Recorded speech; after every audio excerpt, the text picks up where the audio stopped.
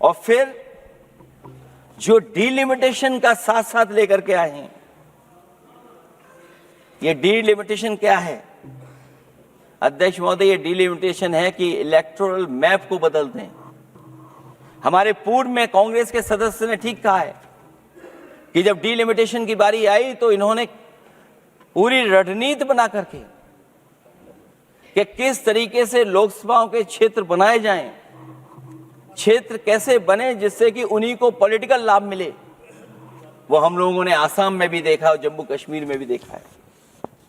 इसलिए हम चाहते हैं कि पहले जनगणना हो और जनगणना जब आंकड़े सही आ जाएंगे अध्यक्ष महोदय, तब जाकर के डीलिमिटेशन ठीक होगा। और अगर आंकड़े ही ठीक नहीं हैं तो फिर आरक्षण कैसे ठीक होगा?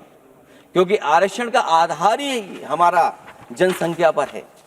कहीं ऐसा तो नहीं कि आधी आबादी में ये मुस्लिम को भी ना गिनते हो, मुस्लिम महिलाओं को। इसलिए हमारी मांग होगी कि आधी आबादी में पिछड़े और मुस्लिम महिलाओं को भी जोड़ करके इस आरक्षण को पूरा किया जाए।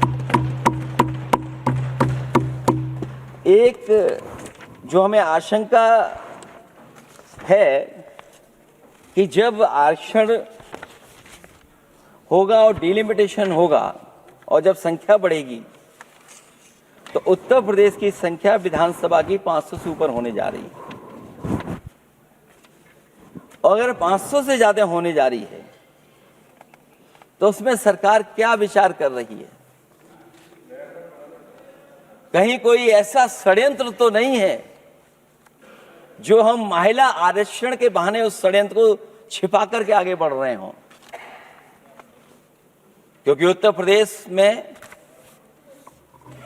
120 सीटें तो लोकसभा की होने जा रही हैं और विधानसभा की सीटें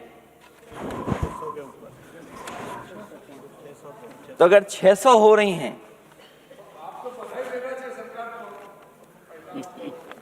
अगर 600 हो रही हैं तो कहीं ऐसा तो नहीं अध्यक्ष महोदय उसमें भी कोई साजिश षड्यंत्र हो?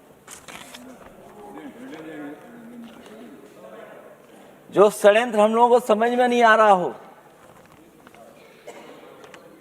और अगर षड्यंत्र रहेगा तो जैसे अयोध्या हारे आप, एक बार फिर उत्तर प्रदेश आप हार जाएंगे।